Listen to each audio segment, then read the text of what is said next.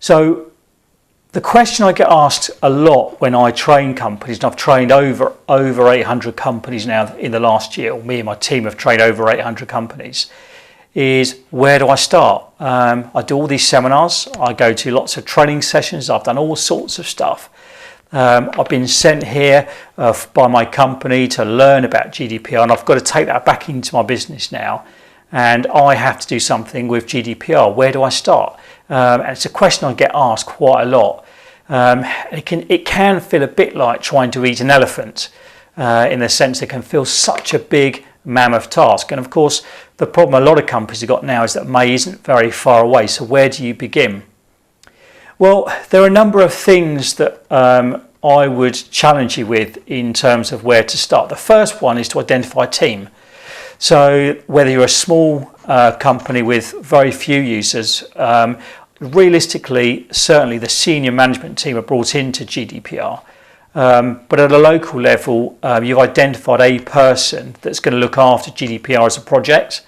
And don't forget, this is not something you do now and then drop, but it's something you'll do now and you'll need to maintain ongoing. What kind of person are they? So typically there's someone that doesn't mind working with spreadsheets. They're kind of a detailed person. They don't mind looking at documents, so they'll have an eye for detail. And there'll be a people person, because clearly they may need to interact with other departments. They may need to interact with third-party suppliers.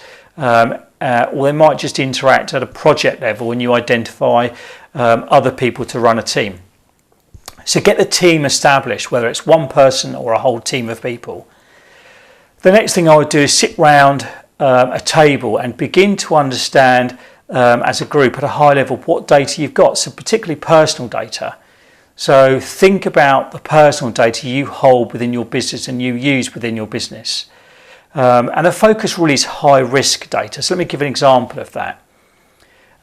If you've got a process, if you map a process, and what I mean by mapping a process is that if you sit down with a process and let's call it a new member of staff. So you've got a new member of staff joining the business and you'll have a number of processes you go through with that new member of staff. One of those processes could be the application phase of their employment. So at the application phase, you'll be documenting exactly what personal data you collect. So let's say all they do is fill out an application form. I would be asking to evaluate the application form and just be sure that the questions you're asking the applicant are relevant. So you're not asking excessive questions. You're keeping the questions focused on the role because that's a requirement of GDPR. You're not collecting excessive data. I'll be wanting to understand what happens to the form they complete. Where does it go to? Does it sit in someone's in tray for a couple of weeks? If it sits in someone's in tray, is there a risk in it sitting in an in tray for a couple of weeks? And there could be if it contains information that's particularly sensitive.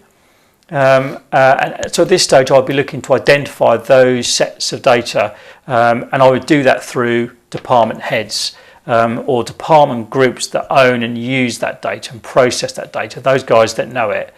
And if you look at our data mapping section, so we've got some literature, we've got some guidance and video stuff on how to data map. You don't need to make it rocket science, but you do need to document the processing of data you're doing. And you're looking to document all the different processes you do. But you're looking to capture and retain and store and flag really any high risk data processing. What do I mean by that? Well, high risk data processing will be, for example, let's go back to my new starter. Let's say for some reason you have a legal basis to collect name, address, my home phone number, my bank details, my passport data. Clearly within that process there's some high risk data, passport data being an obvious one.